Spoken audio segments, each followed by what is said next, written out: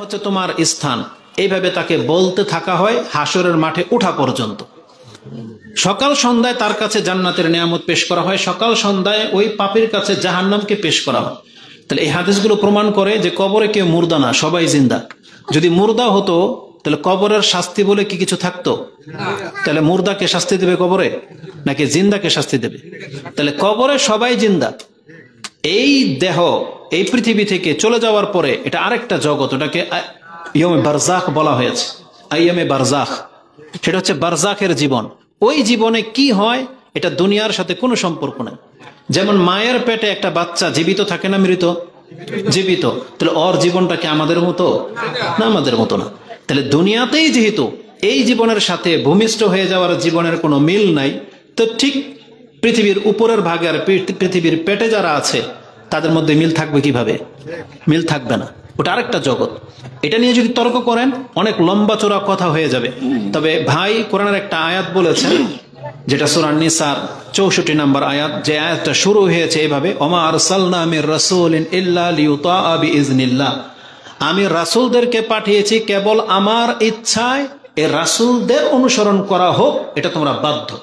তার মানে পুরো পৃথিবীর মানুষ রাসূলদেরকে অনুসরণ করতে আমরা বাধ্য, এই জন্য রাসূল এসেছে।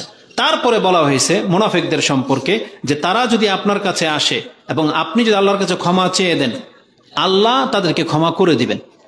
ওই আয়াতের এই অংশটা সঠিক তাফসীরকারদের মত হলো সেটা রাসূল সাল্লাল্লাহু আলাইহি ওয়াসাল্লামের জীবদ্দশার পর্যন্ত খাস। তিনি মরে গেছেন, এখন এই অংশটুকু আর হবে না। কেউ গিয়ে রাসূল সাল্লাল্লাহু আলাইহি ওয়াসাল্লামের কবরের পাশে গিয়ে ক্ষমা চাইতে হবে, এটা আর নাই। কারণ ক্ষমা চাওয়া, তওবা করার জন্য এটা আল্লাহ উন্মুক্ত করে দিয়েছেন। এখন যে যেখানে আছে সেখান থেকে আল্লাহর কাছে তওবা করতে হবে। যদি এটা না হতো তাহলে আমাদের যারা বড় পাপী, আমরা নাজাত পেতাম কিভাবে? আমাদের সবাইকে মদিনায় যাওয়া বাধ্য হয়ে যেত, তাই না? জীবন আজ পর্যন্ত শুনছেন যে তওবা করার জন্য মদিনায় যাওয়া লাগে? তাহলে এই আয়াতকে যদি আপনি ফিট করে দেন যে রাসূল ইসলামের যেহেতু এখনো জীবিত, তো তার কবরের পাশে গিয়ে একজন ব্যক্তি গিয়ে ক্ষমা চেয়েছে এবং কবর থেকে আওয়াজ এসেছে, এই তাফসীর সঠিক নয়। একবার স্পষ্ট ভুল ব্যাখ্যা জেনে নেন, স্পষ্ট ভুল ব্যাখ্যা। কারণ সেখানে কোনো দিন কবর থেকে কোনো আওয়াজ আসবে না, কারণ ওই জগৎটাই ভিন্ন। আল্লাহ রাসূলকে বলেছেন ইন্নাকা লা তুসমিউল মাউতা, আপনি মৃতদেরকে শোনাইতে পারেন না। এই ক্ষমতা রাসূলকে দেওয়া হয় নাই। আর কোনো ব্যক্তি কিভাবে কবরে গিয়ে মুরতাদের কাছ থেকে জবাব পাবে? প্রশ্নই ওঠেন।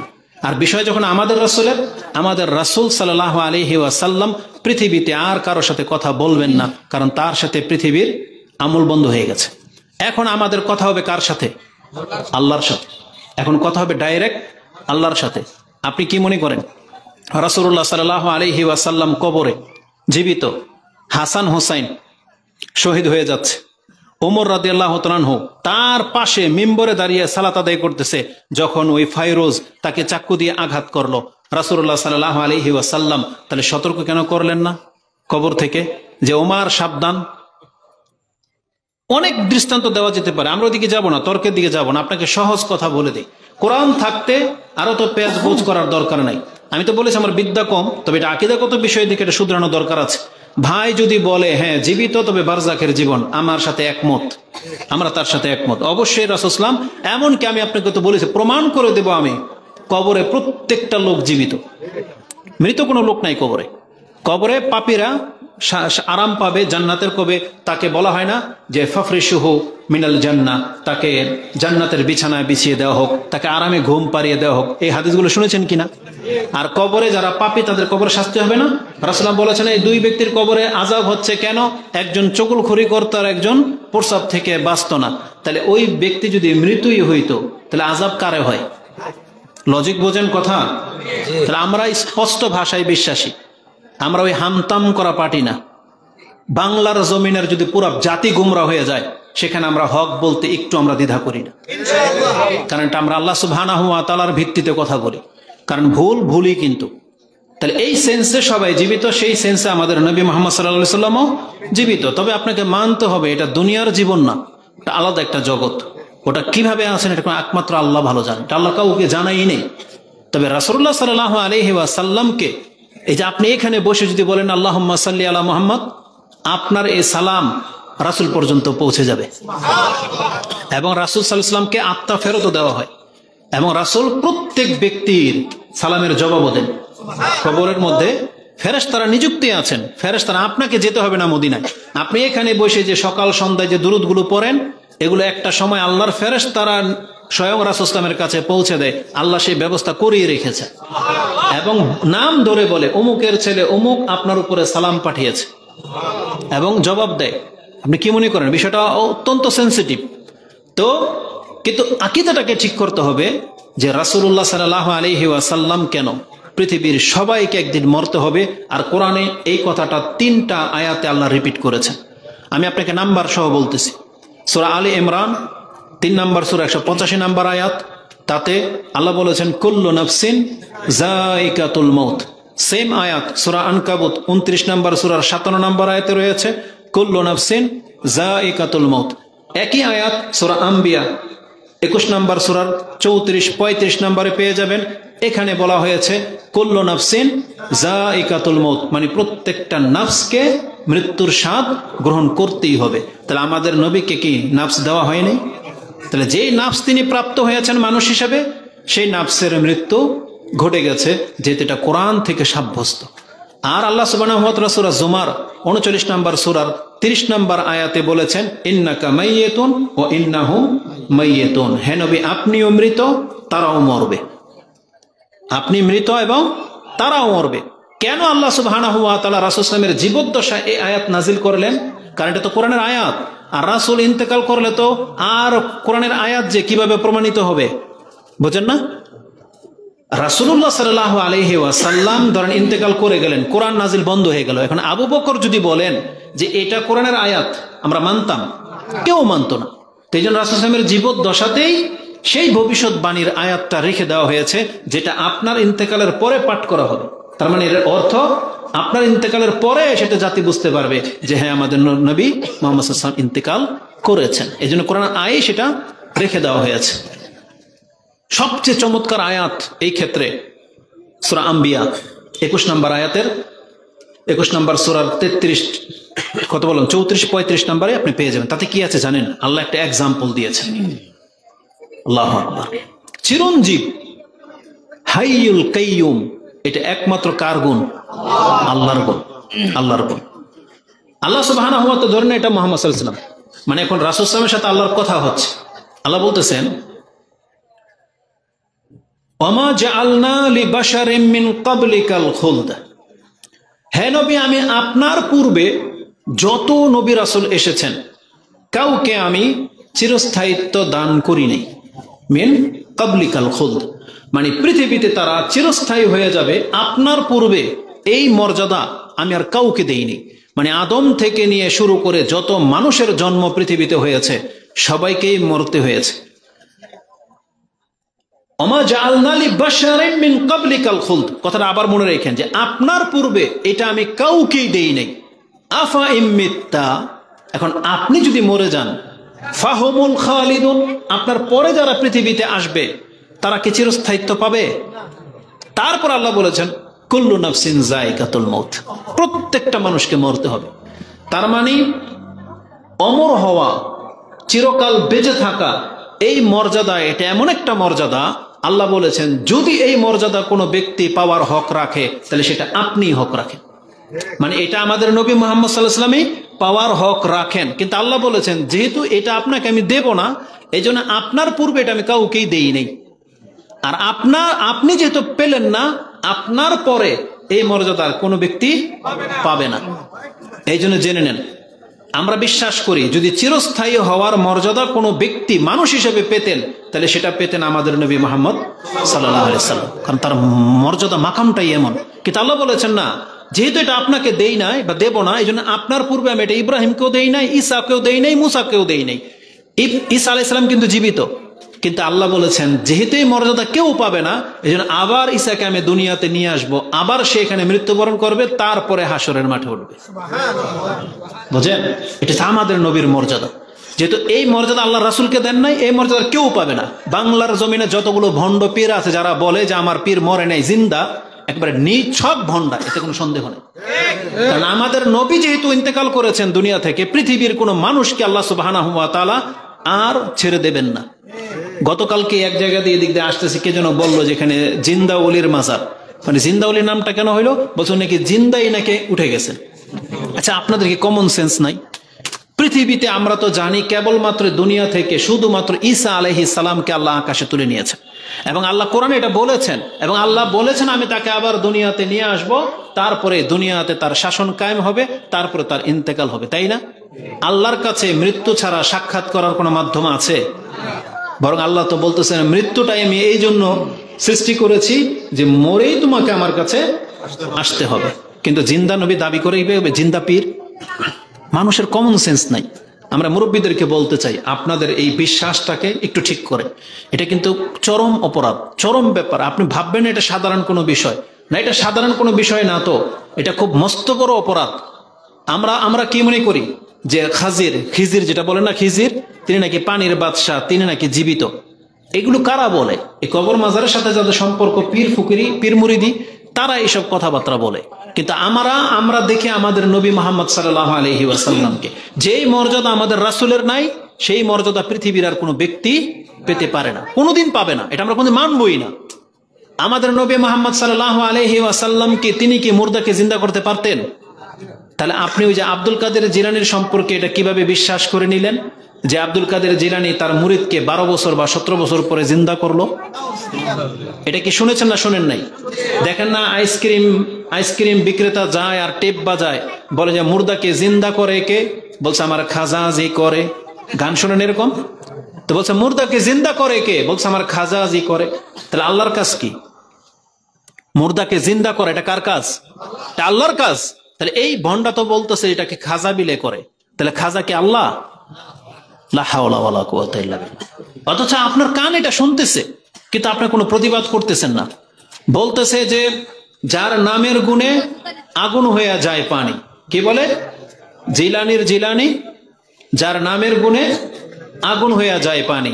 এটা কি শুনছেন কথা? আপনার কি মনে হয় এটা সত্য? কিন্তু আমাদের সমাজে এগুলোই টেপ রেকর্ডার বাজে, এগুলোই চর্চা হচ্ছে, কিন্তু কোনো সচেতন মুসলিমকে এটার প্রতিবাদ করার মতন কেউ নাই। এটা তো কোরআন বিরোধী কথা। আরে আমরা সব কাজ করে আল্লাহর নাম নিয়ে বিসমিল্লাহ বলে, আর এখানে আব্দুল কাদের জিলানীর নাম নেওয়া হচ্ছে মানে যে তার নামের গুণে আগুন পানি হয়ে যায়। মিথ্যার একটা লিমিট থাকে, মিথ্যার একটা কিছু সীমারেখা থাকে, কিন্তু মানুষ যখন মিথ্যা এবং ভণ্ডামের উপরে এমন হাত পার করে দেয়, এরপরে কিন্তু আর তার ইসলাম থাকে না। এই জন্য বুঝে শুনে কথা বলতে হবে। এই মুখের জবান কিন্তু মারাত্মক জিনিস। যারা মুখে খালি বলে দিবেন এই এদিকে আসো, এদিকে ওঠো, একজন ওঠো, এপাশে আসো, এপাশে এপাশে, একদম ডাইরেক্ট এখানে, ব্রেক করা নাই। বসো এখানে। আরেকজন কথা বলবে, ডাইরেক্ট স্টেজ উঠাই দেব। কথা বলতে হবে না, কোথাও কথা বুঝতে হবে, বুঝছো? ইসলাম শিখতে হবে, তোমাদেরকে কথা শুনতে হবে। তো আল্লাহ সুবহানাহু ওয়া তাআলা আমাদেরকে কোরআনে মূলনীতি দান করেছেন। কোরআনটাই হলো আমাদের আসল পুঁজি। তারপর রাসূল সাল্লাল্লাহু আলাইহি ওয়াসাল্লামের অসংখ্য হাদিস তো রয়েছেন। রাসূলুল্লাহ সাল্লাল্লাহু আলাইহি ওয়াসাল্লাম যে ইন্তেকাল করেছেন, আবু বকর দৌড়িয়ে এসে ওমর কি বলেছিল যে বলবে রাসূলের ইন্তেকাল করেছে তার কল্যাণ নাই, বলেছিল কি না? এই ঘটনা তো ওয়াজ থেকে শোনেন নাকি শোনেন না? তাহলে আজকের কথার সাথে এই হুজুরের কি তুলনা করবেন বলেন তো? আবু বকর এসে ডাইরেক্ট রাসূল সাল্লাল্লাহু আলাইহি ওয়াসাল্লামের ঘরে গেলেন, তার কপাল থেকে কাপড় সরালেন, চুমু খেলেন এবং বললেন আল্লাহ আপনার জন্য যে মৃত্যু নির্ধারণ করে রেখেছিল সেটা হয়ে গেছে, আপনার জন্য দ্বিতীয়বার আর মৃত্যু হবে না। এটা বলে দিয়ে তিনি মিম্বরে দাঁড়িয়ে গেলেন। ওমর রাদিয়াল্লাহু তাআলা পাগলের মতো বলতেছে যে বলবে মুহাম্মাদুন মাত দুরিবা সাইফাহু, তার কল্লাকে আমি তরবারি দিয়ে দ্বিখণ্ডিত করে দেব। আবু বকর রাদিয়াল্লাহু তাআলা দেখলেন যে ওমরকে এইভাবে শান্ত করা যাবে না। তখন তিনি আল্লাহর প্রশংসা করলেন, খুতবা পাঠ করলেন এবং কোরআনে সূরা আলী ইমরান থেকে একটা আয়াত পড়লেন, ওমা মুহাম্মাদুন ইল্লা রাসূলুন কাদ খালাত মিন ক্বাবলিহির রাসূল আফা ইম্মাতা আও কুতিলান ক্বালাবতুম আলা আকাবিকুম। সুবহানাল্লাহ। 144 নম্বর আয়াত সম্ভবত এটা সূরা আলী ইমরানে রয়েছে। আবু বকর যখন এই আয়াত পাঠ করলেন যে মুহাম্মদ তো অতীত হয়ে যাওয়ার মতো একজন রাসূলের মতো একজন রাসূল ছিলেন, যদি মুহাম্মদ মরে যায় বা মুহাম্মদ সাল্লাল্লাহু আলাইহি সাল্লামকে যদি কেউ হত্যা করে দেয়, তোমরা কি তোমাদের দিন ছেড়ে দিবা? আল্লাহ এই আয়াতটা নাযিল করেছেন। তার মানে কি বুঝাতে ছিলেন আল্লাহ? যে মানুষ একটা সময় এমনটা ফিল করবে যে আমাদের নবী না থাকা মানে আমরা শেষ, এই জন্য আল্লাহ কোরআনে এই আয়াতটা নাজিল করে রেখেছিলেন যে তোমরা চিন্তা করো না, মুহাম্মদ একজন রাসূল, তিনি না থাকলে আমি আল্লাহ তো আছি। মুহাম্মদ সাল্লাল্লাহু আলাইহি ওয়াসাল্লামের কাজ হলো আমার সাথে তোমাদের সম্পর্কটাকে জুড়ে দেওয়া। যদি মুহাম্মদ মরে যায় অথবা তাকে যদি হত্যা করে দেওয়া হয়, তোমরা কি তোমাদের দিন থেকে মুখ ফিরিয়ে নিবে? এই আয়াত যখন আবু বকর রাদিয়াল্লাহু তাআলা পাঠ করলেন, উমর রাদিয়াল্লাহু থরথর করে কাঁপতে কাঁপতে জমিনে পড়ে গেলেন। এবং তারা বলতেছে যে আমাদের হুশ ঠিকানায় চলে আসছে, যে আমরা জানতাম না যেটা কোরআনের আয়াত, আমরা ভাবছি যে এই আয়াত মনে হয় এক্ষণ নাজিল হলো। যখনই এই আয়াত আমার কান শুনেছে, আমার একিন হয়ে গেছে যে মুহাম্মদ সাল্লাল্লাহু আলাইহি ওয়াসাল্লামের ইন্তেকাল হয়ে গেল, তখন তিনি বললেন যে আমার পা আমাকে ধরে রাখতে পারতেছে না। এটা হচ্ছে আমাদের সাহাবায়ে কেরাম, এটা হচ্ছে আমাদের বিশ্বাস, আকীদা। রাসূলুল্লাহ সাল্লাল্লাহু আলাইহি ওয়াসাল্লাম কি কবরে, মদিনাতে কবর দেওয়া হয় নাই? রাসূলের রওজা নাই সেখানে, যেটাকে আপনারা রওজা বলেন? তাহলে কি মনে করেন একজন জিন্দা ব্যক্তিকে কবরের ভিতরে দেওয়া হয়েছে? তো কথা তো হুশ করে করা উচিত, নাকি আপনি বাস্তবতাকে অস্বীকার করবেন? ফাতেমা রাদিয়াল্লাহু তাআলা আনহা তিনি আনাসকে বলতেছেন, আনাস তোমাদের এই দুঃসাহস কি করে হলো? তুমি পারলা কিভাবে আমার বাবার মুখের উপরে মাটি ফেলতে? তোমরা কিভাবে পারলা এটা? তার মানে মেয়ে হিসেবে তিনি এটাকে নিতে পারতেছেন না যে আমার বাবা মরে গেছে আর তাকে এখন দাফন করা হবে। তখন তিনি আনাসকে বলতেছেন, আনাস তোমরা এটা কি করে পারলা? আমার বাবার গায়ের উপরে মাটি ফেলতে তোমরা এটা কি করে পারলা? আনাস কোনো জবাব দিচ্ছেন না, কারণ নিয়ম, আল্লাহ সুবহানাহু ওয়া তাআলা আমাদের জন্য সেই নিয়ম রেখেছেন, আমরা করতে সেটা বাধ্য, সেটা করা হয়েছে। সেটাকে আপনি অস্বীকার করবেন না, এটা অস্বীকারের বিষয় না। পৃথিবীতে আল্লাহ সুবহানাহু ওয়া তাআলা ছাড়া পৃথিবীর কোনো কিছুকে আল্লাহ বাকি রাখবেন না। কুল্লু মান আলাইহা ফান, আল্লাহ বলেছেন এই জমিনের উপরে যা কিছু আছে সব কিছুর উপরে ফানা হবে। ফানা মানে একবারে বিলীন হয়ে যাবে, টাইম পাস হয়ে যাবে, যেটাকে মাটির সাথে মিশে যাবে, যেটাকে ডাইং বলা হয়, পাসিং বলা হয়। মক্কার কাফেররা এটাই বলতো, আইজা দালালনা ফিল আরদ আইন্না লামাবউসুন, বিভিন্ন ভাবে তারা এটা বলেছিল যে আমরা জমির সাথে হাড় হাড্ডি গলে যাবে, তারপর আমাদেরকে কিয়ামতের মাঠে উঠানো হবে। বলছে হ্যাঁ উঠানো হবে। তাহলে আমাদের নবী মানে এই পৃথিবীতে যারাই আছি এগুলো সব এই পৃথিবী পর্যন্ত ধূলিসাৎ হয়ে যাবে। অতএব প্রত্যেকটা মানুষকে মরতে হবে, এটা আপনি মাথায় রাখেন। এই সৃষ্টির মধ্যে যদি চিরঞ্জীব চিরস্থায়ী কেউ থেকে থাকেন, তিনি কে? আল্লাহ সুবহানাহু ওয়া তাআলা, হাইয়ুল কাইয়ুম।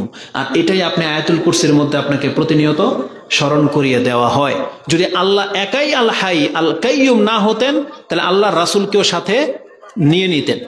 তবে যখন কোনো আলোচনা আসবে যে আমাদের রাসূল জীবিত, তাহলে আমাদেরকে এটা একিন রাখতে হবে যে হ্যাঁ, আল্লাহ তাকে যে সম্মানজনক রিজিক তাকে দেওয়ার ওয়াদা করেছেন, আল্লাহ সেটা তার কবরে, তার মকামে তিনি পৌঁছে দিয়ে থাকেন। এটা আমাদের ঈমান থাকবে যে আমাদের রাসূল সবচেয়ে শ্রেষ্ঠ অবস্থানে আছেন।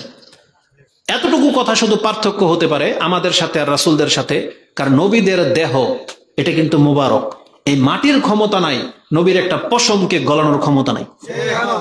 আমাদের নবী মুহাম্মদ সাল্লাল্লাহু আলাইহি ওয়াসাল্লাম এমনকি আম্বিয়াগণ তাদের একটা পশম মাটিতে খেতে পারবে না, আল্লাহ এটা হারাম করে দিয়েছে।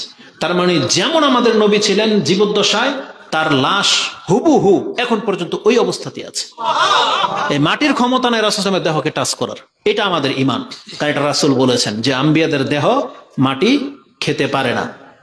যদিও এটা ধরেন একটা ফিতনার ব্যাপার হতো, কিন্তু বাদশাহ কেউ যদি পৃথিবীর মুসলিমরা যদি চায় যে আমরা এখন আমাদের নবীকে দেখতে চাই, কবর থেকে উঠালে একেবারে আমাদের হুবহু নবীকে আপনি দেখতে পাবেন। কারণ তার যেমন চেহারা তেমনই আছে, তেমনি যেই দেহটা রাসূল সাল্লাল্লাহু আলাইহি ওয়াসাল্লামের ছিল অক্ষত অবস্থায় আছে। এটা হচ্ছে আমাদের ঈমান। তবে আমাদের জন্য করণীয় কি, ওইটা নিয়ে না ভাবা। আমাদের নিয়ে করণীয় হলো আমাদেরকে যে শিক্ষা দেওয়া হয়েছে যে আমরা প্রতিনিয়ত রাসূলুল্লাহ সাল্লাল্লাহু আলাইহি ওয়াসাল্লামের উপরে সালাত সালাম পাঠ করব, দুরূদ পাঠ করব। আপনি জানেন এর মর্যাদা কি? আপনি একবার যদি বলেন আল্লাহুম্মা সাল্লি আলা মুহাম্মদ, আল্লাহ আপনার উপরে 10 বার বলবেন, 10 বার, আপনার 10টা পাপ মাফ হয়ে যাবে, আপনার 10টা মর্যাদা উঁচু হয়ে যাবে। একবার যদি আপনি রাসূলের জন্য দোয়া করেন, একবার আপনি 10টা পাপ মাফ হয়ে যাবে তৎক্ষণাৎ। এই জন্য যত বেশি পারেন রাসূলুল্লাহ সাল্লাল্লাহু আলাইহি ওয়াসাল্লামের উপরে দুরূদ পাঠ করবেন। আল্লাহুম্মা সাল্লি আলা মুহাম্মদ, আল্লাহুম্মা বারিক আলা মুহাম্মদ ওয়া আলা আলি মুহাম্মদ, এভাবে বলতে থাকবেন যখন খুশি তখন। তাহলে যতবার বলবেন ততবার 10টা নেকি, ততবার 10টা পাপ মাফ, ততবার 10টা মর্যাদা উঁচু হয়ে যাবে। আল্লাহু আকবার। আল্লাহ সুবহানাহু ওয়া তাআলা তুমি আমাদেরকে আমাদের নবীকে কিয়ামতের মাঠে দেখার তৌফিক দান করো, তার হাতে হাউজে কাউসারের পানি পান করার তৌফিক দান করো, এবং রাসূলের সুপারিশ যাদের জন্য কার্যকর হবে আল্লাহ আমাদেরকে তার সুপারিশের অন্তর্ভুক্ত করে দাও, আমিন ইয়া রাব্বাল আলামিন।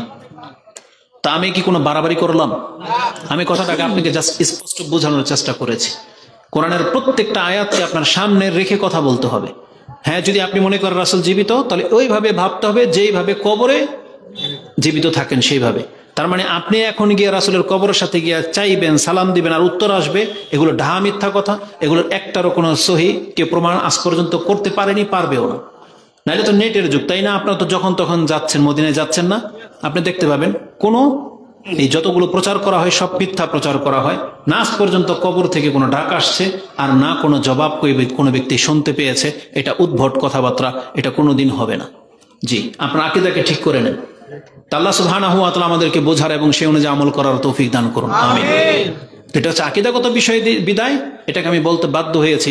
না হলে আরো কিছু কথা আমরা শুনি বা আমার কথায় ভুল হলে ভাইও বুঝবে, কিন্তু চুপ করে থাকি কেন? সম্মানার্থে। কিন্তু যেখানে আকীদাগত বিষয় আসবে এখানে কোনো আলেম দেখবেন চুপ থাকতে পারবে না, কারণ এটা বিশ্বাসগত ব্যাপার। তো বিশ্বাসের ত্রুটি থাকলে কিন্তু মস্ত বড় অপরাধ, এটা শিরকের পর্যায়ে পৌঁছে যাবে। আর এটা হচ্ছে আল্লাহ সুবহানাহু ওয়া তাআলার হক। আল্লাহ সুবহানাহু ওয়া তাআলার হক, তিনি কেবল জীবিত, তিনি হাইয়ুন, তিনি কাইয়ুম, তার কোনো লয় নাই, তার কোনো ক্ষয় নাই। হুয়াল আউয়াল ওয়াল আখির ওয়াল যাহির ওয়াল বাতিন, তিনি প্রথমে ছিলেন, প্রথমে তিনিই থাকবেন, তিনি অপ্রকাশ্য, তিনি প্রকাশ্য। আল্লাহ সুবহানাহু ওয়া তাআলা এই সব, এই জন্য তার সাথে মিলে যায় এমন কোন গুণ আপনি কাউকে দিতে পারবেন না। যেমন গায়েব জানার ব্যাপারটা রাসূলুল্লাহ সাল্লাল্লাহু আলাইহি সাল্লামকে দেওয়া যাবে না। রাসূল ততটাই গায়েব জানতেন যতটা আল্লাহ তাকে জানাতেন, কিন্তু নিজের ইচ্ছায় গায়েব জেনে নেবেন এটা পৃথিবীর কোনো মানুষের বৈশিষ্ট্য না। এই ক্ষেত্রে আপনাকে একটা আয়াত শুধু স্মরণ করিয়ে দিই, যেটা আল্লাহ সুবহানাহু ওয়া তাআলা সূরা জিন 72 নম্বর সূরার 26-27 নম্বর আয়াতে উল্লেখ করে দিয়েছেন, আলিমুল গায়বি ফালা ইউযহিরু আলা গায়বিহি আহাদা। আলিমুল গায়ব হচ্ছেন আল্লাহ, তিনি তার গায়েবের কথার কাউকে জানান না, ইল্লা মানির তাদা মির রাসূলিন, তবে আল্লাহ তার রাসূলদের মধ্য থেকে যাকে পছন্দ করেন, যতটা পছন্দ করেন ততটা গায়েব শুধু আল্লাহ রাসূলদেরকে জানান। এই জন্য রাসূলরা গায়েব জানে কতটুকু? যতটুকু আল্লাহ তাদেরকে জানান ততটুকুই, আগ বাড়িয়ে কিছু তারা বলতে পারে না। এই জন্য অনেক প্রশ্ন রাসূল সাল্লাল্লাহু আলাইহি ওয়াসাল্লামকে মাঝে মাঝে করা হতো, কিন্তু তিনি উত্তর দিতেন না, চুপ করে থাকতেন। তার কাছে যখন ওহী আসতো তখনই তিনি মুখ খুলতেন। বুঝেন কথা? তো এটাকে ইসলাম, আপনি আকীদাটাকে ঠিক করে নেন। আর বরং রাসূল সাল্লাল্লাহু আলাইহি ওয়াসাল্লাম নিজেও সূরা আনআম 6 নম্বর সূরার 50-60 এই আয়াতগুলোতে দেখেন, তিনি ডাইরেক্ট বলেছেন যে আমি বলি না তোমাদের কাছে ওমা আকুলু ইন্নী মালাক, আমি ফেরেশতা, এটা আমি বলি না। রাসূল সাল্লাল্লাহু আলাইহি ওয়াসাল্লাম স্পষ্ট ভাষায় বলে দিয়েছে যে আমি গায়েব জানি না। আর তাছাড়া সূরা নূর বা সূরা নাহলের মধ্যে আছে, রাসূল কুল মা লা ইয়ালামু মান ফিস সামাওয়াতি ওয়াল আরদিল গায়বা ইল্লাল্লাহ। আল্লাহ সুবহানাহু ওয়া তাআলা বলেছেন, আপনি বলে দেন আকাশ এবং জমিনের এমন কেউ নাই যে আল্লাহ ছাড়া গায়েব জানে। আল্লাহ ছাড়া কেউ গায়েব জানে না, এটা স্পষ্ট ভাষায় আল্লাহ কোরআনে নিষেধ করে দিয়েছেন। এই জন্য কেউ যদি হেরিয়ে ফিরিয়ে ঘুরিয়ে আপনাকে গায়েব জানানোর ব্যাপারটাকে প্রমাণ করতে চায়, আপনি জানবেন যে তার অন্তরের মধ্যে সমস্যা আছে, তার অন্তরের মধ্যে বক্রতা আছে। আলিমুল গায়ব একমাত্র কে? একমাত্র আল্লাহ। তা আল্লাহ যাকে যতটা জানাবেন, যেমন তারা দলিল দেয় আমাদের নবী গায়েব না জানলে ওই যে কবরে যে শাস্তি হচ্ছে এটা কিভাবে বললেন? আর এটা তো আল্লাহ জানাইছে সেজন্য বললেন, তাই না? এটা তো আল্লাহ জানিয়েছেন সেই জন্য বললেন। রাসূল সাল্লাল্লাহু আলাইহি ওয়াসাল্লাম যে খাবারের মধ্যে যে বিষ ছিল, যদি রাসূল সাল্লাল্লাহু আলাইহি ওয়াসাল্লাম প্রথমেই জেনে নিতেন তাহলে মুখে তুলতেন? তাহলে মুখের ভিতরে নেওয়ার পরে না গোশত নিজে মুখ খুলেছে যে ইয়া রাসূল আমাকে গিলবেন না, আমার মধ্যে বিষ আছে। এটা তো আল্লাহ জানানোর কারণে।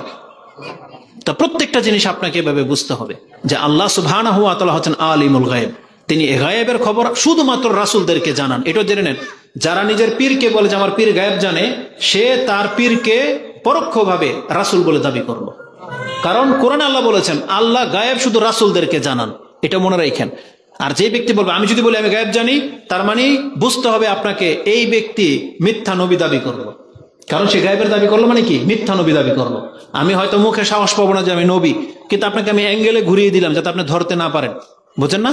তো এইভাবে শয়তান কাজ করে। আপনাদেরকে কোরআন হাদিস বুঝতে হবে, এবং যেটা আল্লাহর মান, যেটা আল্লাহর শান, আল্লাহর মর্যাদা, এটা আপনার কাউকে দিতে পারবেন না, সে যে কেউ হোক।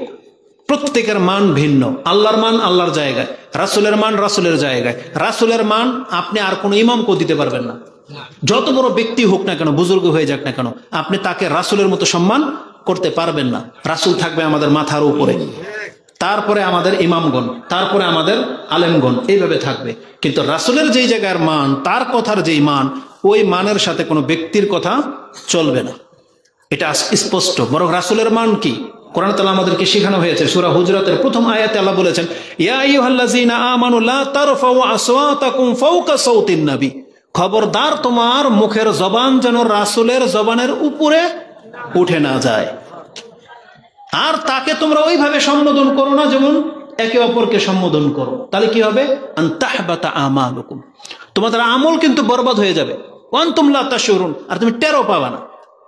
তো যে আয়াতগুলো দেখে নেবেন, এটা যেটা আমাদের মূল টপিক্সের বিষয় না, সেটা আমি আপনাদেরকে শুধু সতর্ক করলাম এই জন্য, এটা হচ্ছে আকীদাগত ব্যাপার। এই জন্য বিশ্বাসটা সবসময় সঠিক হতে হবে। বিশ্বাস সঠিক হলে তারপরে আপনি যতটুকু কর্ম করতে পারবেন, সেই কর্মের ভিত্তিতে আপনি জান্নাত পাবেন ইনশাআল্লাহ। এবার আসুন আমাদের মূল মেসেজ যেটা, সেটা আমি আপনার কাছে পেশ করি। যদি আমাকে বলা হয়েছিল উত্তম আখলাক চরিত্র গঠন ক্ষেত্রে রাসূল সাল্লাল্লাহু আলাইহি ওয়াসাল্লামের ভূমিকাটা কি ছিল, কিন্তু অসুস্থতা জনিত কারণে এই বিষয়টাকে গুছানো হয়নি, সাজানো হয়নি। তবে এই ক্ষেত্রে আমি আপনাকে বলবো, কোরআন এবং হাদিস এটা নাজিলি করা হয়েছে একজন মানুষের চারটা দিককে ঠিক করার জন্য। চারটা দিককে ঠিক করার জন্য এটা কোরআন এবং হাদিস নাজিল করা হয়েছে। প্রত্যেকটা মানুষের এই চারটা দিক ঠিক হতে হবে। আমাদের অধিকাংশ মানুষের হয়তো কোনো একটা ঠিক আর বাকি একটা ভুল, এমন হয়। যেমন চারটা দিক কি? আপনার বিশ্বাস ঠিক থাকতে হবে, আমল ঠিক থাকতে হবে, আখলাক ঠিক থাকতে হবে, মামালাত ঠিক থাকতে হবে। মামালাত মানে আদান প্রদান, চরিত্রগত দিক, ইবাদতগত দিক আর বিশ্বাসগত দিক। যেমন মুসলিম হিসেবে আমাদের বিশ্বাস কোরআন সুন্নাহ মোতাবেক হতে হবে। বিশ্বাসে ত্রুটি থাকলে কারো আমল তাকে বাঁচাতে পারবে না। আবার অনেকের বিশ্বাস ঠিক, আল্লাহকে মানেন, পরকাল আছে বিশ্বাস করেন, কিন্তু ইবাদত নাই, ইবাদত ঠিক নাই, আপনিও নাজাত পাবেন না, আপনাকে কঠিন শাস্তি পেতে হবে। আবার অনেকের আলহামদুলিল্লাহ ইবাদত ঠিক আছে, 5 ওয়াক্ত নামাজ ঠিকই পড়ে, কিন্তু চরিত্র খারাপ, মিথ্যা বলে, মানুষকে ঠকায়, লুচ্চামি করে, অথচ নামাজি সৎ লোক, কিন্তু চরিত্র খারাপ। আবার অনেকের চরিত্র ভালো, জীবনে কোনোদিন কোনো মহিলার দিকে তাকাই নেই, নেশা টেশা করে না বা কিছু করে না, কিন্তু মামলাত খুব খারাপ। একে ঋণ দেন, ও আপনার টাকা রিটার্নই করবে না। ব্যবসা করতে যান, এ আপনাকে ঠকাবে। এগুলো হচ্ছে আদান প্রদানগত দিক। এই জন্য ইসলাম নাজিল হয়েছে এই চারটা দিককে সোজা করার জন্য। যেই ব্যক্তির চারো দিক ঠিক হয়ে যাবে, সেই ব্যক্তি বলতে পারবে আমি মুমিন মুসলিম। জি, তাহলে আমাদের প্রত্যেকের এই চারটা দিককে ঠিক করতে হবে। প্রথমে বিশ্বাস, যেমনটা বললাম, বিশ্বাস ওই রকম হতে হবে যেমন বিশ্বাস আমাদের নবী এবং আমাদের সাহাবায়ে কেরামদের ছিল। কারণ কোরআনে আল্লাহ সুবহানাহু ওয়া তাআলা সূরা বাকারা 2 নম্বর সূরা 137 নম্বর আয়াতে বলেছেন, ওয়া ইন আমানু বিমিসলি মা আমানতুম বিহি ফাকাদ ইহতাদাউ। হে নবী, আজকে আপনি এবং আপনার এই টিম, এই সাহাবায়ে কেরামরা, আজকে এরা যেইভাবে আমার প্রতি ঈমান আনলো, পরকালের প্রতি এবং ইসলামের প্রত্যেকটা বিষয়ের প্রতি যেইভাবে ঈমান রাখলো, পরবর্তীরা যদি এদের মতো ঈমান আনতে পারে তাহলেই হেদায়েত পাবে, নয়তো না। এজন্য আমাদেরকে দেখতে হবে আমাদের সাহাবায়ে কেরামদের বিশ্বাস কি ছিল, তারা কিভাবে আল্লাহকে মানতেন, কিভাবে তারা বিশ্বাসগুলোকে বাস্তবায়ন করেছেন, সেগুলো আমাদেরকে দেখতে হবে, এক এক করে দেখতে হবে, এবং সেগুলো আমাকেও আপনাকেও সেই বিশ্বাসগুলো গ্রহণ করতে হবে। যদি আমাদের বিশ্বাস সাহাবায়ে কেরামদের মতো না হয়, আমলও যদি তাদের মতো না হয়, তাহলে কিন্তু আমাদের অবস্থা খুব খারাপ হয়ে যাবে। আমলের ক্ষেত্রে 3টা দিক মাথায় রাখবেন। হাসান আল বসরি এবং জুবায়ের রাহিমাহুল্লাহ, তাদের থেকে কত চমৎকার করে ইবাদতের বিষয়টাকে বোঝানো হয়েছে আপনি জানেন। তারা বলতেন, লা ইয়াসিহুল কাউলু ইল্লা বিআমালিন ওয়া লা ইয়াসিহুল কাউলু ওয়াল আমালু ইল্লা বিন্নিয়াহ ওয়া লা ইয়াসিহুল কাউলু ওয়াল আমালু ওয়া নিয়াতুন ইল্লা মুআফাকাতিন বিসুন্নাহ। তারা কত চমৎকার করে বুঝিয়েছেন। একজন ব্যক্তি মুখে বললে কাজ হবে না যদি কর্ম না করে। আপনি মুখে যতই বলেন না কেন আমি মুসলিম, কাজ হবে না যদি আপনি সেটা আমলে রূপান্তর না করেন। আজকে অধিকাংশ মুসলিমদের অবস্থা দেখেন, সে মুখে বলে মুসলিম অথচ 5 ওয়াক্ত নামাজ আদায় করে না। মুখে বলে মুসলিম কিন্তু মহিলা পর্দা করে না। মুখে বলেন আপনি মুসলিম কিন্তু হারামের সাথে সম্পর্ক যুক্ত। মুখে বলেন আপনি মুসলিম কিন্তু ইসলামের কোনো ধারই ধারেন না। আজকে বাংলার জমিনে 90% বেশি মানুষ নিয়ে আমরা মুসলিমরা বসবাস করি, অথচ বাংলার জমিনে আজও পর্যন্ত ইসলামের একটা বিধান কায়েম হইল না, অথচ আমরা 90% মুসলিম। আমাদের কোনো মাথা ব্যথা নাই এটা নিয়ে, এটা মোটেও কাম্য নয়। আজকে আমরা আল্লাহর কাছে কি জবাব দেব? আপনি প্রস্তুত হয়ে যান। সাহাবায়ে কেরামরা তো জবাব দিয়ে দিবেন, আল্লাহ আমরা তো মাত্র 10 বছরে বিপ্লব ঘটিয়ে দিয়েছি, 313 জন, আমরা তো 1000-এর বিরুদ্ধে যুদ্ধ করেছি আল্লাহ, আমরা তো 700 জন 1 লাখের বিরুদ্ধে যুদ্ধ করেছি আল্লাহ 1000 হয়ে। আর আমরা বলবেন, জিজ্ঞেস করেন বাঙালিকে, জিজ্ঞেস করেন, এরা তো 90%, প্রায় 12 কোটি মানুষ মুসলিম ছিল, তারপরও তো এই দেশে পুতুল পূজা হইতো, তারপরও এদেশে গণতন্ত্রের পূজা চর্চা চলে। আপনি কি জবাব দিবেন? আপনি সেটা করবেন। আপনি আল্লাহর বিধানকে তো তাওয়াক্কা করলেনই না, মাত্র 500 টাকা 1000 টাকার জন্য যাকে তাকে আপনি ভোট দিয়ে তাকে নেত্রী বানান, নেতা বানান, আর তারপর তাদের পাও চাটেন। অথচ তারা ইসলামের বিন্দু মাত্র সম্মান শ্রদ্ধা করে না, বিন্দু মাত্র করে না। অথচ তাদের জন্য জীবন দিয়ে দিতেছেন, তাদের জন্য শ্রম, সময়, রক্ত ঝরিয়ে দিচ্ছেন, কিন্তু আপনি কি করে নাজাত পাবেন আল্লাহ সুবহানাহু ওয়া তাআলার কাছে? আমরা চাই আপনি ইসলামকে ফলো করেন, কারণ ইবাদত না থাকলে আপনার মুখের কথায় কোনো কাজ আসবে না। আজকে অধিকাংশ মানুষ যেখানে সবচেয়ে বেশি ধোকায় পড়ে গেছেন, যে ইবাদত ছেড়ে দিয়েছেন, এটা মোটেও কাম্য নয়। আমরা এই ইবাদত নিয়ে কথা বলবো। তো তার উক্তিটা কি ছিল? যে মুখে বললে কাজ হবে না যতক্ষণ পর্যন্ত আপনি সেটা আমলে পরিবর্তন না করবেন। আমল করলেও কাজ হবে না যদি আপনার নিয়ত ঠিক না থাকে। আজকে আমাদের সমাজে কিছু মানুষকে দেখা যায় যে মোটা অঙ্কের টাকা দান করে, রাস্তাঘাট করে দেয়, কল্যাণকর বহু কিছু কাজ করে, কিন্তু তার নিয়ত যদি ঠিক না থাকে, যেটা আমি আল্লাহর জন্য করলাম, তাহলে এই ব্যক্তি নাজাত পাবে না। কারণ দুনিয়ার জন্য যারা কাজ করে, আল্লাহ বলছেন আমি যদি ওকে দুনিয়া দিয়ে দিই, তাহলে কিয়ামতের মাঠে ও শুধু আগুন ছাড়া আর কিছুই পাবে না। যে আয়াতগুলো আপনি সূরা হুদ 11 নম্বর পেয়ে যাবেন, যে আয়াতগুলো সূরা বনি ইসরাইল, সূরা ইসরার মধ্যে রয়েছে 18-19 নম্বর আয়াতে, এগুলো আপনারা দেখে নেবেন। যে আল্লাহ বলেছেন যেই ব্যক্তি তার মূল উদ্দেশ্য হচ্ছে দুনিয়া, সে পরকাল কিন্তু হারাবে। এই জন্য কর্ম হতে হবে নিয়ত ঠিক রেখে, আর নিয়ত মানে হলো আল্লাহকে সন্তুষ্ট করা। আমার মূল টার্গেট থাকবে জান্নাত হাসিল করা। এই নিয়তে আপনাকে ইবাদত করতে হবে যে আমি যেন আল্লাহর জান্নাতটা পেয়ে যাই, কারণ আমাদেরকে এটার দিকেই আহ্বান করা হয়েছে। তৃতীয়ত, নিয়ত ঠিক ধরেন, কিন্তু আপনার আমলটা রাসূল সাল্লাল্লাহু মতো হচ্ছে না, তাহলে কিন্তু আপনার আমল কবুল হবে না। আপনি যা খুশি তা আমল করলে তো চলবে না। রাসূলুল্লাহ সাল্লাল্লাহু আলাইহি ওয়াসাল্লামের পুরো জীবনটাই হচ্ছে পদ্ধতিগত জীবন। তার সকাল থেকে সন্ধ্যা পর্যন্ত তার জীবনটাই চলতো নিয়ম অনুযায়ী। যেইভাবে আল্লাহ তাকে চলতে বলতেন তিনি সেইভাবেই চলতেন, এবং আমাদেরকে বলা হয়েছে লাকাদ কানা লাকুম ফি রাসূলিল্লাহি উসওয়াতুন হাসানাহ, এই রাসূলের মাঝে তোমাদের জন্য উত্তম আদর্শ রাখা হয়েছে। তোমরা আমার এই রাসূলের কাছ থেকে খাদ্যের নিয়ম কানুন শিখো, তার কাছ থেকে পোশাক পরার নিয়ম কানুন শিখো, তার কাছ থেকে কথা বলার আদব কায়দা শিখো, তার সাথে কার মর্যাদা কি কিভাবে দিতে হয় সেটা শিখো, তার মতো দান করা শিখো, তার মতো ইবাদত কিভাবে করতে হয় এ আমার নবীর কাছ থেকে শিখো। এই জন্যই না আমাদের রাসূলকে পাঠানো হয়েছে, এই জন্যই পাঠানো হয়েছে। বরং আল্লাহ বলেছেন রাসূলকে অনুসরণ করা এর মর্যাদা কি? যেই ব্যক্তি রাসূলের অনুসরণ করলো, আরে সে রাসূলের না, বরং সে আল্লাহরই অনুসরণ করলো। আপনি কি মনে করেন? মানে আল্লাহকে তো আমরা দেখি নাই, এবং আল্লাহ কোন আমল পছন্দ করে সেটাও তো আমরা জানতাম না। তা আল্লাহ বলে দিয়েছে আমি কোন আমল পছন্দ করে দেখতে চাও, তাহলে আমার নবীর দিকে তাকাও। এ আমার নবী যা করে আমি এই আমলে পছন্দ করি, তুমি এমন করো জীবনের সব ক্ষেত্রে।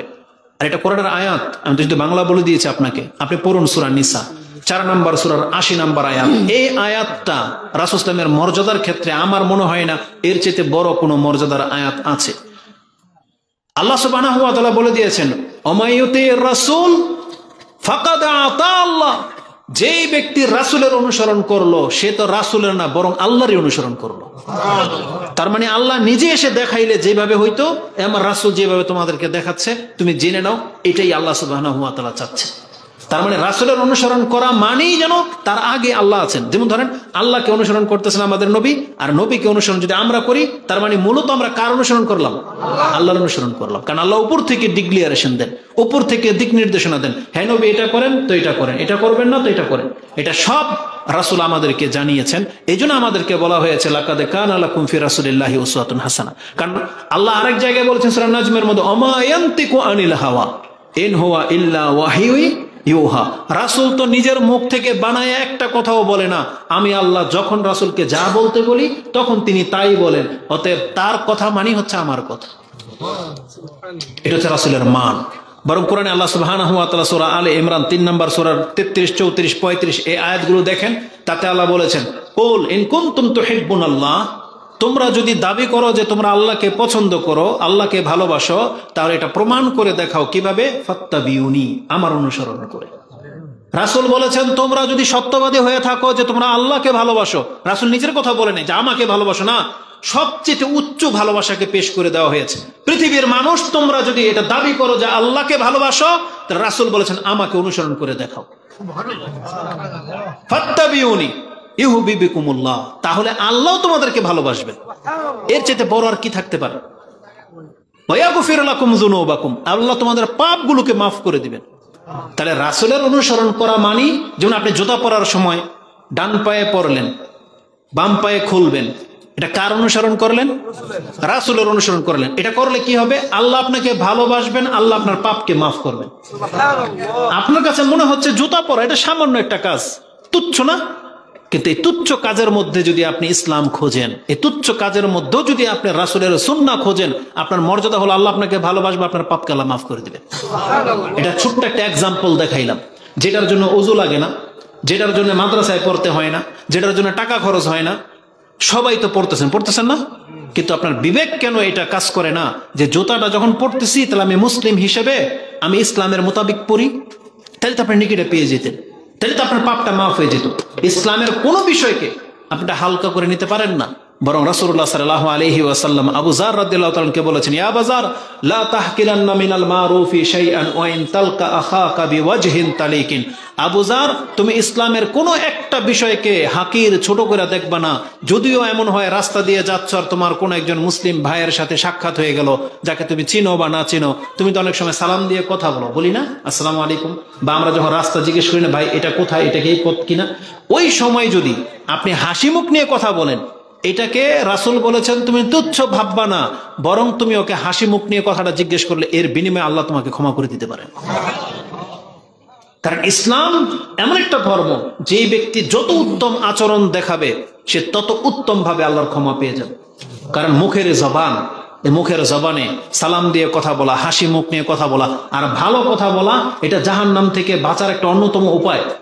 আব্দুল্লাহ ইবনে মাসউদ বলতেছেন, রাসূলুল্লাহ সাল্লাল্লাহু আলাইহি ওয়াসাল্লাম একদিন জাহান্নামের আগুন নিয়ে আলোচনা করতেছিলেন।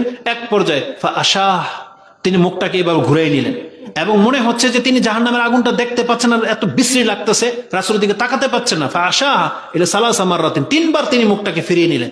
একবার আবার জাহান্নামের কথা বলছে, আবার দেখলো এই দিক থেকে, মুখটা ফিরিয়ে নিলেন। এটা এত বিভীষিকাময় দৃশ্য রাসূল সাল্লাল্লাহু আলাইহি ওয়াসাল্লাম দেখেছেন জাহান্নামের, দেখে তিনি সহ্য করতে না পেরে বলতেছেন, ইত্তাকিন নার ওয়ালাউ বিশিক্কি তামরাতিন, হে আমার জাতি উম্মাহ, তোমরা এই জাহান্নামের আগুন থেকে বাঁচো।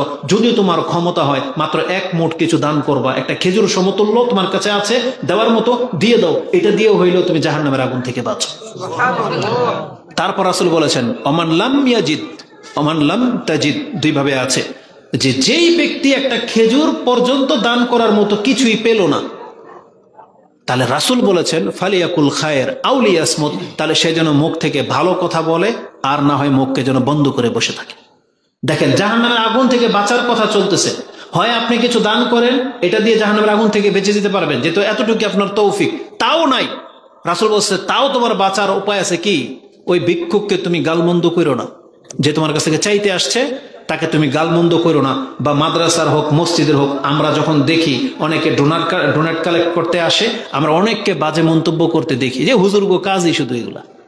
অথচ জানেন ও দিতে না পারতো, ও যদি মুখে একটা ভালো কথা বলতো, ওর কিন্তু জাহান্নাম থেকে বাঁচার জন্য যথেষ্ট হয়ে যেত।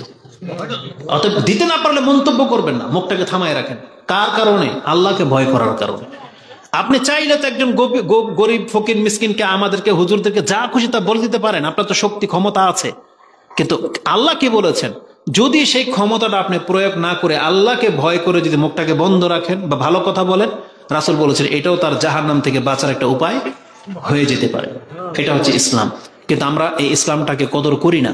আজকে মুসলিম হিসেবে আমরা যে কত সম্মানিত, কিন্তু সেই সম্মানকে বজায় রেখে আমরা এই জমিনে কাজ করি না, অথচ আমাদের আমল একেবারেই হীন, একেবারে তুচ্ছ। রাসূলুল্লাহ সাল্লাল্লাহু আলাইহি ওয়াসাল্লাম বলতেছেন এটা কিয়ামতের লক্ষণ। আপনি হাদিস পাবেন বুখারীতে, কিতাবুল ফিতনা 92 নম্বর অধ্যায়, তার 7061 7061 7061 নাম্বার একটা হাদিস দেখেন। আবু হুরায়রা তার বর্ণনাকারী রাসূলুল্লাহ সাল্লাল্লাহু আলাইহি ওয়াসাল্লাম বলেছেন, ইয়াতাকারাবু জামান, কিয়ামত যত ঘনিয়ে আসবে সময় সংকীর্ণ হয়ে যাবে, ওয়ায়ানকুসুল আমাল, আমল কমে যাবে, ওয়ায়ুলকা শুহা, কৃপণতা ঢেলে দেওয়া হবে, ওয়াতাজহারুল ফিতান, ফিতনা ছড়িয়ে যাবে, ওয়ায়ুকসিরুল হারাজ, বলছে অমাল হারাজ, বলছে আল কাতল, হত্যা বেড়ে যাবে। এগুলো হচ্ছে কিয়ামতের আলামত। যেই জায়গাগুলোতে আজকে আমাদের অধিকাংশ মুসলিমদের ত্রুটি দেখা যাচ্ছে, রাসূল বলেছেন সময় সংকীর্ণ হয়ে যাবে। এখনো কি আপনার বুঝতে বাকি নাই যে কিয়ামত আর বেশি দিন দূরে না? কারণ আপনি দেখতে পাচ্ছেন সকাল হলো, এই যে সন্ধ্যা হয়ে গেল, এখন রাত্রে 10টা বাজে, অথচ আমরা টের পাচ্ছি না কিভাবে দিন দ্রুত চলে যাচ্ছে। এটা রাসূলুল্লাহ সাল্লাল্লাহু আলাইহি ওয়াসাল্লামের ভবিষ্যৎবাণী। তিনি আমাদেরকে সতর্ক সাবধান করেছেন, দেখো তুমি একিনের সাথে নাও, দুনিয়া কিন্তু আর বেশি দিন পৃথিবীতে টিকে থাকবে না। এই দুনিয়া কিন্তু ধ্বংস হওয়ার কাছাকাছি সময়ে চলে আসছে। আজ থেকে 1400 বছর আগের কথা এটা। তার মানে পৃথিবী আর কয়দিন বাকি থাকবে? রাসূল বলেছেন ইয়াতাকারাবুজ জামান, সময় কিন্তু সংকীর্ণ হয়ে যাচ্ছে। আর ওয়ায়ুনকাসুল আমাল, আমল কমে যাচ্ছে। আমরা বলেছিলাম এটা নিয়ে কথা বলবো। আজকে অধিকাংশ মুসলিমদের আমলের দিকে তাকান তো, আমাদের নবীর আমলের দিকে তাকান। রাসূলুল্লাহ সাল্লাল্লাহু আলাইহি ওয়াসাল্লামের আমলের তুলনায় কিছু কিছু সাহাবী আমল অনেক বেশি করতে চাইতেন, কিন্তু রাসূল সাল্লাল্লাহু আলাইহি ওয়াসাল্লাম তাদেরকে নিষেধ করতেন যে না, তোমার উপরে তোমার চোখের হক আছে, তোমার দেহের হক আছে, প্রতিবেশীর হক আছে, তোমার স্ত্রীর হক আছে। তুমি রাত্রে কিছুক্ষণ ঘুমাইবা, আবার নামাজ পড়বা। তুমি কোনোদিন সিয়াম রাখবা, আবার তুমি সিয়াম ছাড়বা। কারণ রাসূল সাল্লাল্লাহু আলাইহি ওয়াসাল্লাম বলতেছেন আনা আসুম ও আফতির, আমি সিয়ামও রাখি আবার সিয়ামও ছাড়ি। ওয়ানা আতাজাওয়াজুন নিসা, আর আমি তো মহিলাদেরকে বিয়েও করে রেখেছি, তার মানে আমি বিয়েও করেছি, এটা সংসার ধর্ম করো। কিন্তু সাহাবায়ে কেরামরা তারা আল্লাহর দিকে এতটা ঝুঁকে গিয়েছিলেন, কতক সাহাবী তো বলেছিল যুদ্ধের ময়দানে যে ইয়া রাসূলুল্লাহ, আপনি আমাদেরকে অনুমতি দিয়ে দেন, আমরা খাসি করিয়ে নেই, যাতে আমাদের আর সেক্সুয়াল কোনো চাহিদাই না থাকে, আমরা সারা জীবন বেঁচে থাকবো জিহাদের উপরে, আল্লাহর ইবাদত করবো আর জিহাদ করবো। রাসূলুল্লাহ সাল্লাল্লাহু আলাইহি ওয়াসাল্লাম তাদেরকে নিষেধ করেছেন যে লা রহবানিয়াতা ফিল ইসলাম, ইসলামে বৈরাগ্যতার কোনো স্থান নাই। অবশ্যই তোমরা সংসার করবা, ইবাদতও করবা, তোমরা মানুষের সাথে মিশবা, আদান প্রদান হবে, কষ্ট হবে, তোমার নেকি বাড়বে, গুনাহ খাতা মাফ হয়ে যাবে। খ্রিস্টান ধর্ম আমাদের না যে জঙ্গলে গিয়ে আপনি পড়ে যাবেন, যে জঙ্গলে চলে যাবেন আপনি। এই ধর্ম তো ইসলামের ধর্ম না। ইসলামের ধর্ম হচ্ছে সমাজ নিয়ে চলতে হবে, পরিবার নিয়ে চলতে হবে, নিজে বাঁচেন, পরিবারকে বাঁচান, কষ্ট হবে ধৈর্য ধারণ করেন, খরচ করবেন, নেকি বাড়বে। এটা হচ্ছে ইসলাম ধর্ম। মানে একজন ব্যক্তির উপরে কয়েকজন মাথা তার রিজিকের ভাগ নিয়ে বসে আছে। অথচ এই যুবকরা আজকে আপনারা খেলতামশার মধ্যে লিপ্ত, ইনকাম করেন না। তাহলে আপনি বিয়ে করবেন কবে? সন্তানগুলোর কি অবস্থা, দায়িত্ব নেবেন কবে? নাকি আশায় বসে আছেন আপনার বাবা আপনাকে বিয়ে করাই দেখ আর শ্বশুর আপনাকে ইস্টাবলিশ করে দেখ? এমনটা কেন আজকে মুসলিম যুবকদের চরিত্র? বরং আপনাদেরকে তো ইনকাম সোর্স বের করতে হবে। আল্লাহ বলেছেন স্বয়ং সম্পূর্ণ হোক। রাসূলুল্লাহ সাল্লাল্লাহু আলাইহি ওয়াসাল্লাম বলেছেন ওই ব্যক্তির চাইতে উত্তম ইনকাম আর কার, যে নিজের হাতের কামাই করে খায়, নিজের হাতের কামাইয়ের খাবার খাবেন। অন্যেরটা কেন? আপনি যতদিন বাবার উপরে খাচ্ছেন, এই বেচারার উপরে বোঝা হয়ে আছে। তিনি বাবা হিসাবে দায়িত্ব পালন করে যাচ্ছেন, কিন্তু সন্তান হিসাবে কি আপনার কোনো দায়িত্ব নাই?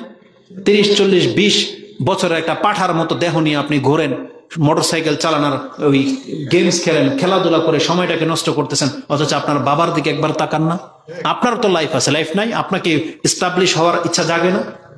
নাকি আপনি শেষ বয়সে গিয়ে এবার হারাম খাবেন, ওই সন্ত্রাসী চাঁদাবাজি এগুলো করে খাবেন? কেন হালাল ভাবে বড় হন।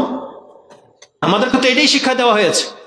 রাসূলুল্লাহ সাল্লাল্লাহু আলাইহি ওয়াসাল্লাম তো বলেছেন যে তোমরা আল্লাহকে ভয় করো, ইত্তাকিল্লাহ ওয়াজমিলু ফিত তালাব, তোমরা উত্তম পন্থায় রিজিককে অন্বেষণ করো, এবং জেনে রাখো ইন্নাহু লান তামুতা নাফসুন হাত্তা তাস্তাওফিয়া রিজকাহা ওয়া ফি রিওয়ায়াতিন হাত্তা তাস্তাকমিলা আজালাহা। রাসূল বলেছেন আমাকে ওহী করে জানানো হয়েছে কোন ব্যক্তির এক ঢুক রিজিক বাকি থাকলে ওই বাকি থাকা রিজিক প্রাপ্ত না হওয়া পর্যন্ত তার সাথে কোনোদিন মালাকুল মউতের সাক্ষাৎ হবে না। মালাকুল মউত তার কাছে আসবে না যতক্ষণ পর্যন্ত আপনার রিজিক এক ঢুক বাকি থাকবে। অতএব রাসূল সাল্লাল্লাহু আলাইহি ওয়াসাল্লাম বলেছেন মুসলিমদের উচিত হালাল ভাবে টাকা ইনকাম করা, কারণ আল্লাহ তোমাকে যত টাকার মালিক করার ওয়াদা করে রেখেছেন, কিতাবে লিখে রেখেছেন, তোমার মরার আগে হলেও তুমি অত টাকারই মালিক হইবা। অতএব তুমি হালাল পন্থায় এগো, তুমি হারাম কাজ কিন্তু করো না। আমাদেরকে নিষেধ করে দেওয়া হয়েছে, তা হালাল ভাবে আপনি ইনকাম করেন। তো রাসূলুল্লাহ সাল্লাল্লাহু আলাইহি সাল্লাম বলেছেন কিয়ামতের একটা লক্ষণ হলো আমল কমে যাবে। আজকে অধিকাংশ মুসলিমদেরকে আমরা নফল আর ফরজ, নফল আর সুন্নতের কথা কি বলবো, একটু আগে বলতে চেয়েছিলাম যে সাহাবায়ে কেরামরা রাসূল সাল্লাল্লাহু আলাইহি ওয়াসাল্লামের কাছ থেকে অপশন চাইতেন যে ইয়া রাসূল আমাকে অপশন দিয়ে দেন, আমি বেশি সিয়াম রাখতে সক্ষম। রাসূল বলেছেন যে না, তুমি একদিন সিয়াম রাখো, 2 দিন ছাড়ো, এটা হচ্ছে সবচেয়ে উত্তম সিয়াম। বলছে তার চেয়ে বেশি, বলতে তাহলে তার চেয়ে বেশি হলে তুমি দাউদ আলাইহিস সালামের সিয়াম রাখো, একদিন রাখো, একদিন ছাড়ো, এর চেয়ে উত্তম সিয়াম আর হয় না। এইভাবে তাদেরকে তালকিন করা হয়েছিল। তাহলে কত ইবাদত তাদের। আর আমাদের যুবকদের অবস্থাটা কি? রাসূল সাল্লাল্লাহু আলাইহি ওয়াসাল্লামের যুবক সাহাবায়ে কেরামরা তারা খাসি করে নিতে চেয়েছিল, মানে ফ্রিজার হয়ে যেতে চেয়েছিল। খাসি করলে কি হয়? সেক্সুয়াল চাহিদা থাকে না।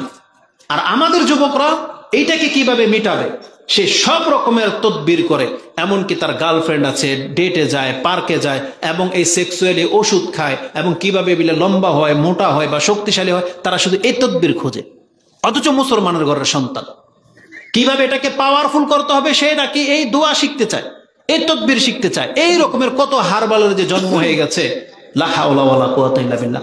অথচ আপনি জেনে নেন, আপনার যদি এটা দুর্বলতা থেকে থাকে, এই দুর্বলই আপনাকে জেনা থেকে বাঁচাবে। কিন্তু এটা যদি পাঠাগো মতো ইউরোপিয়ান নাইজেরিয়ানদের মতো যদি হয়ে যায়, তাহলে তো একটা বৌদি আপনার কোনো কাজ হবে না। এই জন্য তো আপনার লোচ্চামি আর লম্পটি আপনাকে করতেই হবে। তাহলে এটা যে জেনা, এটা কি আপনার মাথায় একটু ঢোকে না? আপনি যেটা চাচ্ছেন এটা তো জেনা করার জন্য চাচ্ছেন, এটা তো মোটেও কাম্য নয়। অথচ এটাকে কিভাবে রোধ করা যায়, এই জন্য রাসূল সাল্লাল্লাহু আলাইহি ওয়াসাল্লাম যুবকদেরকে বলেছেন তোমরা সিয়াম রাখো। ইয়া মাশারাশ শাবাব মান ইসতাতা মিনকুম ফালিয়াতাজাওয়াজ মান ইসতাতা মিনকুমুল বাআতা ফালিয়াতাজাওয়াজ। তোমাদের মধ্যে যেই ব্যক্তির সক্ষমতা আছে যে নিজের স্ত্রীকে নিয়ে একটা ঘরে থাকতে পারবে, রাত কাটাতে পারবে, তাহলে তুমি বিয়ে করো, দ্রুত বিয়ে করো। আমান লাম ইয়াস্তাতি, আর যেই ব্যক্তি এই ক্ষমতাটা রাখে না, তাহলে সে কি করবে? আলাইহিস সাওম, তাহলে সেই জন্য নিজের জন্য সিয়াম রাখাটাকে লাজিম বাধ্যতামূলক করে নেয়, যাতে করে তার সেক্সুয়ালি চাহিদাটা দমে থাকে। কিন্তু আমাদের যুবকরা ওই খাবার খায় যেগুলো খেলে এটা বেড়ে যায়। তা রাস্তাঘাটের মধ্যে মহিলা দেখলে আপনার যদি এটা বেড়ে যায়, জেনা ছাড়া উপায় আছে? অথচ আমাদের চরিত্র কোথায় চলে গেল?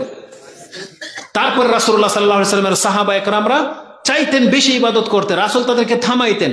আর আজকে আমাদের মুসলিমদের চরিত্র হয়ে গেল, তারা নফল নামাজ পড়বে কি, আজকে তারা ফরজ নামাজই ছেড়ে দিয়ে বসে আছে। পৃথিবীর অধিকাংশ মুসলিম, আপনি কি জানেন এটা কত বড় পাপ?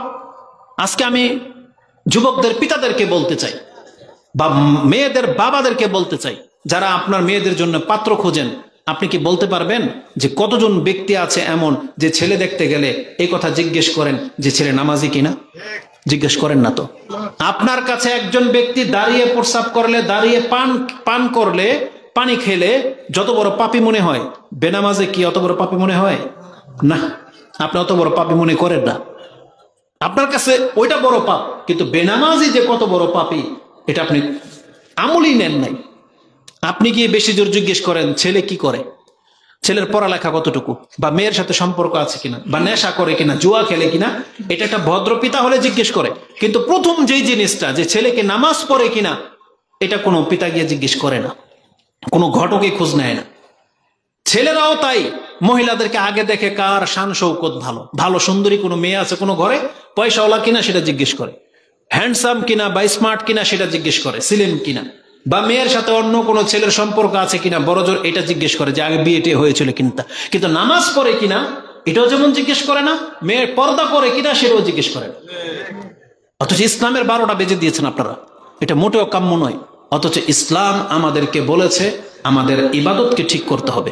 ইবাদত ঠিক না থাকলে কিন্তু আপনি কিন্তু জন্মসূত্রে মুসলিম হয়ে জান্নাত পাবেন না। তা রাসূল বলেছেন আমল কমে যাচ্ছে। সবচেয়ে বড় আমলের উদাহরণটা দেখাইলাম যে আজকে আমরা নামাজ ছেড়ে দিয়ে বসে আছি। আপনি জানেন যে বেনামাজের হুকুমটা কি, এটা কত মারাত্মক। আপনি তো সেই হাদিস জানেন যে কিয়ামতের মাঠে সর্বপ্রথম ব্যক্তির কোন হিসাব নেওয়া হবে? নামাজের। এটা তো সবাই জানেন, তাই না? কিন্তু সবাই নামাজ পড়েন? কেন পড়েন না? তার মানে আপনার এই কথার প্রতি বিশ্বাসই নেই, আপনার নবীর কথার প্রতি আপনার আস্থাই নাই, কোরআন হাদিসের প্রতি যে আপনি ঈমান এনেছেন, আপনার ঈমান তো আপনার কর্মের কোনো প্রভাব ফেলতে পারতেছে না। আপনার প্রভাবটা কোথায়? অথচ এটা তো কোনো হুজুর বলে নাই, এটা তো বলেছে রাসূলুল্লাহ সাল্লাল্লাহু আলাইহি সাল্লাম। হাদিস নাম্বার চেনে আমি আপনাকে নাম্বার দিই। হাদিস নাসাইতে 364-65 রয়েছে, তিরমিজিতে হাদিসটি 413 রয়েছে। আবু হুরায়রা থেকে বর্ণনা করা হয়েছে, রাসূলুল্লাহ সাল্লাল্লাহু আলাইহি সাল্লাম বলেছেন, আউয়ালু মা ইউহাসাবু বিহিল আবদু ইয়াউমাল কিয়ামাতি মিন আমালিহি as-সালাহ সালাতুহু। কিয়ামতের মাঠে সর্বপ্রথম একজন ব্যক্তির কাছ থেকে তার নামাজের হিসাব নেওয়া হবে। ফাইন সালুহাত ফাকাদ আফলাহা ওয়া আনজা ওয়া ইন ফাসাদাত ফাকাদ খাবা ওয়া খাসির। যেই ব্যক্তি তার 5 ওয়াক্ত নামাজকে ঠিক করে রাখতে পারবে, এই ব্যক্তির গ্যারান্টি আছে সে নাজাত পাবে। আর যেই ব্যক্তি তার নামাজকে নষ্ট করেছে, এই ব্যক্তি ক্ষতিগ্রস্ত হবে এবং লাঞ্ছিত হবে। তা নামাজটা হচ্ছে মূল। সেই নামাজই আপনি ছেড়ে দিয়ে বসে আছেন, আপনি আল্লাহর দরবারে মুসলিম বান্দা হয়ে কিভাবে নিজেকে পরিচয় দিবেন? কারণ রাসূল সাল্লাল্লাহু আলাইহি ওয়াসাল্লাম নামাজটাকে বোরহান বলেছেন, অকাট্য প্রমাণ। রাসূল বলেছেন, মান লাম ইউহাফাজ, যেই ব্যক্তি 5 ওয়াক্ত নামাজের হেফাজত করবে না, লাম তাকুল্লাহু নূরুন ওয়ালা বুরহানুন ওয়ালা নাজাতুন ইয়াউমাল কিয়ামা, তার কাছে কোনো প্রমাণ থাকবে না যে সে মুসলিম, তার নাজাত পাওয়া মুশকিল হয়ে যাবে, যেটা ইমাম দারমি কোট করেছেন। তো কথা হচ্ছে যে এই 5 ওয়াক্ত নামাজ এটা সেনসিটিভ একটা ইবাদত, ইবাদত বিহীন কোনো ব্যক্তি নাজাত পাবেন না। আর নামাজ হলো সর্বপ্রথম ইবাদত, যেটা আপনার আমল নামা থেকে তলব করা হবে। এটা খুবই সেনসিটিভ একটা ব্যাপার। রাসূলুল্লাহ সাল্লাল্লাহু আলাইহি ওয়াসাল্লাম যেমন আমাদের ভাই অনেকগুলো কথা বলেছেন রাসূলের মর্যাদা সংক্রান্ত, নামাজ সম্পর্কে উনি বলেছেন, এই কথাটা অত্যন্ত গুরুত্বপূর্ণ। আজকে আমাদের সমাজের মুসলিমরা পিতাকে, বড় ভাইকে, মৃত ব্যক্তিকে যখন শেষ ওসিয়ত করে যায়, আপনি কতটা শ্রদ্ধার সাথে সেই ওসিয়তটা মানেন? যে আপনার বাবা মরার সময় আপনাকে একটা কথা বলে গিয়েছিল সমস্ত ভাই বোনদেরকে নিয়ে, যেই দিন কথা বলেছিল এবং বলেছিল যে দেখ আমি মরার পরে তোর ছোট ভাইটাকে কিন্তু একটু দেখা রাখিস, তোর বোনদেরকে কিন্তু বিয়ে দিয়ে দিস, কোন রকমের কোনো কিছু করবি না, ওকে কিন্তু ওই জায়গাটা দিয়ে দিস, ওসিয়ত করে যায়। কিছু আছে জায়েজ, কিছু আছে না জায়েজ, কিন্তু আপনি বাবার শেষ কথা বিদায় সেটাকে মেনে চলার চেষ্টা করে থাকেন। কেন? কারণ আপনার বাবাকে আপনি এতটুকু শ্রদ্ধা করলেন, তাই যে শেষ বয়সের শেষ কথাটা কি মানব না, এটা কি হয়? আপনি মানলেন। যদি ব্যাপারটা এমন হয়, তাহলে আমি আপনাকে বলবো রাসূলুল্লাহ সাল্লাল্লাহু আলাইহি ওয়াসাল্লামের সম্মান কতটা আপনার কাছে? বলেন কতটা? অনেক। আল্লাহর পরে সবচেয়ে বেশি। আল্লাহর পরে সবচেয়ে বেশি কাকে সম্মান করবেন? রাসূলকে। আপনারা এখানে যারা আছেন এই কথা কি মেনে নিচ্ছেন? আচ্ছা দেখি কারা কারা মানবেন, এরপর আমি কথাটা বলবো। আপনারা সবাই মানবেন? এই দেখেন আল্লাহ কিন্তু সাক্ষী। আচ্ছা না মান, আমাদের সাথে ওয়াদা করতে হবে না। আমার আজকের বক্তব্যের শেষ মেসেজ এটাই যে আপনি যেহেতু বলেছেন রাসূলকে সবচেয়ে বেশি আপনি সম্মান করবেন, আপনার রাসূলের শেষ ইচ্ছাটা কি ছিল? আপনার সাথে যে অঙ্গীকারটা রাসূল করেছেন সেই শেষ কথাটা স্মরণ করিয়ে দিই, দেখবো আজকের পর থেকে আপনারা সেটা মানেন কিনা।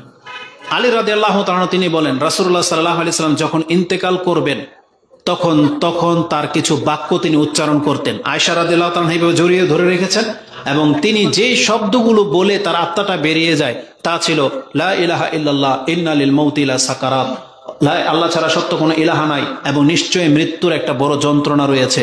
আল্লাহুম্মা রফিকাল আলা, আল্লাহ আমি আমার সুউচ্চ বন্ধুর সাথে সাক্ষাৎ করতে চাই। এ কথা বলে তার হাত নিচের দিকে পড়ে গেল। রাসূল আয়েশা রাদিয়াল্লাহু বুঝলেন যে রাসূল সাল্লাল্লাহু আলাইহি ওয়াসাল্লাম দুনিয়া থেকে চলে গেলেন। এটা ছিল রাসূলের শেষ কালেমা যে লা ইলাহা ইল্লাল্লাহ ইন্না লিল মাউতি লা সাকারাত আল্লাহুম্মা রফিকাল আলা। এ কথা বলে রাসূল সাল্লাল্লাহু আলাইহি ওয়াসাল্লাম ইন্তেকাল করলেন। এটা ছিল তার ব্যক্তিগত শেষ ঈমান।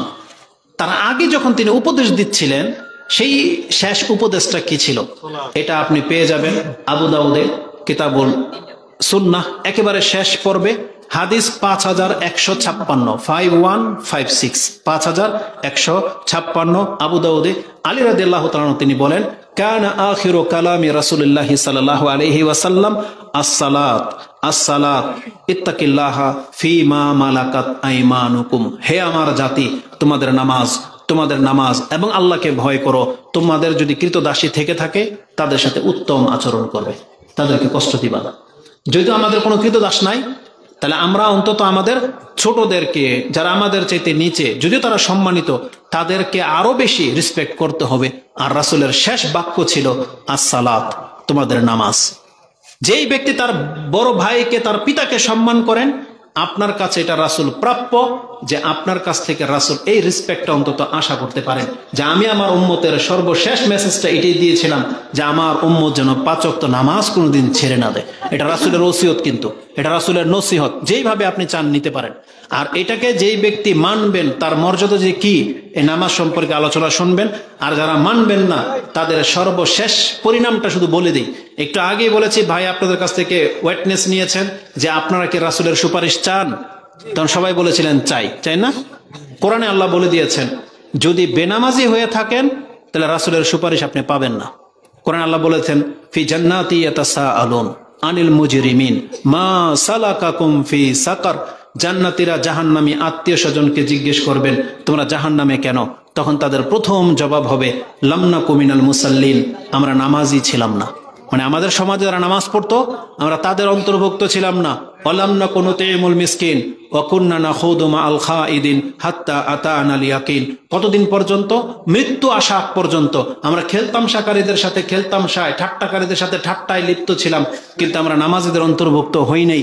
আল্লাহ সুবহানাহু ওয়া তাআলা এই ধরনের অপরাধীদেরকে শাস্তি স্বরূপ বলতেছেন ফামা তানফাউহুম শাফাআতুশ শাফিঈন, এই ধরনের পাপীদের ক্ষেত্রে কোনো ব্যক্তির সুপারিশ কাজে আসবে না, কোনো শাফাআতকারীর সুপারিশ কবুল হবে না বেনামাজীদের জন্য। অতএব আমাদের নবী হয়তো সুপারিশ করবেন, কিন্তু আপনি বেনামাজি হওয়ার কারণে সেই সুপারিশ গ্রহণযোগ্য হবে না, আল্লাহ সেটাকে প্রত্যাখ্যান করে দিবেন। কারণ মুসলিমে আছে আল্লাহকে বলবেন রাসূল, আল্লাহ তুমি যাকে যাকে জাহান্নাম থেকে বের করে নিয়ে আসতে বলেছিল আমি কাউকে বাদ রাখি নাই, আমি সবাইকে জাহান্নাম থেকে বের করে নিয়ে আসছি, তবে ইল্লা হাবাসাহুল কোরআন, কোরআন যাদেরকে আটকে দিয়েছে তারা ছাড়া। বুঝলেন কোরআন কাদেরকে আটকে দিয়েছে? এর মধ্যে এক শ্রেণীর মানুষ হচ্ছে বেনামাজি। কারণ কোরআন আল্লাহ বলে দিয়েছে যে বেনামাজিদের জন্য সুপারিশকারী সুপারিশ গ্রহণযোগ্য হবে না, মুশরিকদের জন্য হবে না, কাফের মুনাফিক কারো জন্য হবে না। কারণ কোরআন ডাইরেক্ট বলে দিয়েছে আল্লাহ কোনো মুশরিককে ক্ষমা করবেন না। এজন্য যদি রাসূলের সুপারিশ পেতে চান, অতএব এটা আমাদের সর্বশেষ নসিহা আমাদের মুসলিম ভাইদের প্রতি, অন্তত মুসলিম হয়ে মরার চেষ্টা করেন। আর এটার প্রমাণ হচ্ছে 5 ওয়াক্ত সালাত। আল্লাহ তুমি আমাকে এবং আমার মুসলিম ভাইদেরকে 5 ওয়াক্ত নামাজ পড়ার তৌফিক দান করো। আমিন। ইব্রাহিম আলাইহিস সালাম যে দোয়া করতেন আপনি আপনার এবং সন্তানের জন্য সেই দোয়া করবেন, রব্বি জাআলনি মুকিমাস সালাহ ওয়া মিন যুররিয়াতি, হে আল্লাহ তুমি আমাকে এবং আমার সন্তানদেরকে নামাজি বানিয়ে দাও। আমরা দোয়া করি আল্লাহ তুমি আমাকে এবং আমাদের মুসলিম ভাইদেরকে এবং আমাদের মা বোনদেরকে তুমি আল্লাহ নামাজি বানিয়ে দাও। নামাজ পড়ে যেন আমরা তোমার সাথে সাক্ষাৎ করতে পারি, আল্লাহ তুমি আমাদেরকে তৌফিক দান করো। আল্লাহ যেভাবে তুমি আমাদেরকে মুসলিম ঘরে সৃষ্টি করেছো